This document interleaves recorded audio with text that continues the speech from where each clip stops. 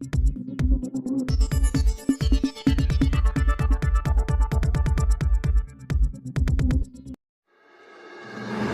शामिल करते हैं जंग से। रिपोर्ट राना शहबाज अजीज़। वज़ीर आला पंजाब मरियम नवाज शरीफ की हिदायत पर शाहराहों को वसी और खूबसूरत बनाने के मिशन को अमली जामिया पहनाने के लिए डिप्टी कमिश्नर मोहम्मद उमैर की हिदायत पर म्यूनसिपल कमेटी की ज़ेर निगरानी सरगोदा रोड पर तजावुज़ात के खिलाफ ऑपरेशन जारी।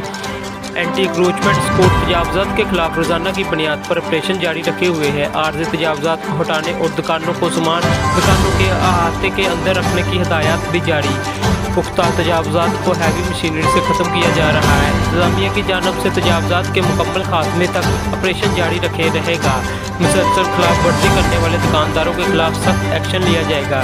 डिप्टी कमिश्नर मोहम्मद उमैर ने खुद तजावुज़ात के खिलाफ ऑपरेशन का जायज़ा लेने के लिए विजिट किया।